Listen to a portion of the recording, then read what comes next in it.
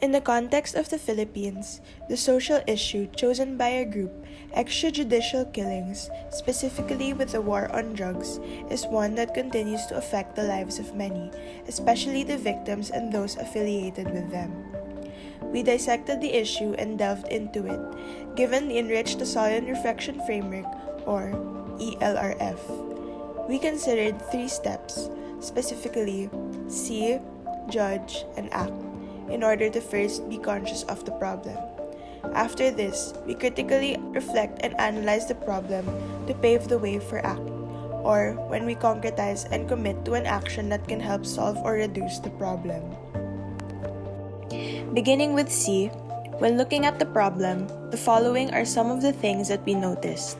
Firstly, given the abusive method, people's human rights are violated during drug raids because many times the police do not have a warrant of arrest. Therefore, they technically barge into another person's house.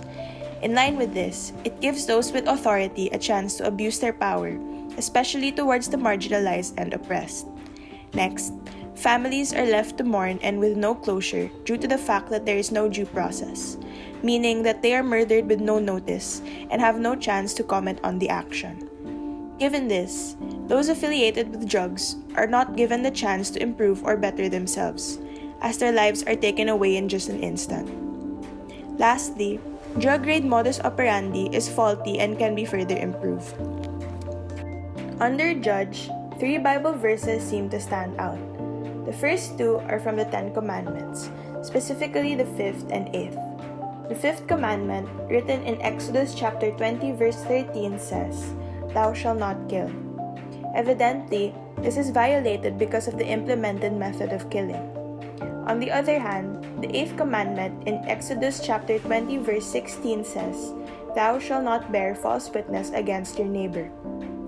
In a way, this relates to the suspected drug abusers not having due process. Their deaths are solely based on assumptions with no solid concrete proof, another violation of human rights. In relation to this, Deuteronomy chapter 16 verse 19 also says, "You shall not be partial, and you shall not take bribe, for a bribe blinds the eyes of the wise and perverts the word of the righteous." Speaking of the fact that, at times, innocent people are murdered. One example is Kian de los Santos, a 17-year-old student. Lastly, multiple academic sources, such as 4 Decades and Counting, The Continued Failure of the War on Drugs by Christopher Coyne and Abigail Hall, and 5,000 Dead and Counting, The Philippines' Bloody War on Drugs by Sophie Cousins, report that there has yet to be any successful war on drugs that has conducted in any country.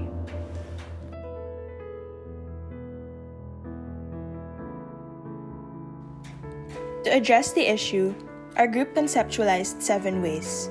The first 4 are possible solutions to help reduce the problem, given our limited capabilities and resources as students.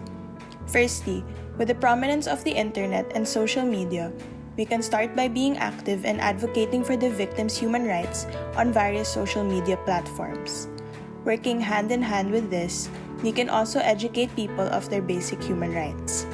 Moving on, we can attend and participate in rallies that advocate for the safeguarding of human rights. Lastly, to prevent the overall underlying problem, we can start by saying no and staying away from illegal drugs. On the other hand, if we were to be given the means, we conceptualize 3 ideal solutions as well.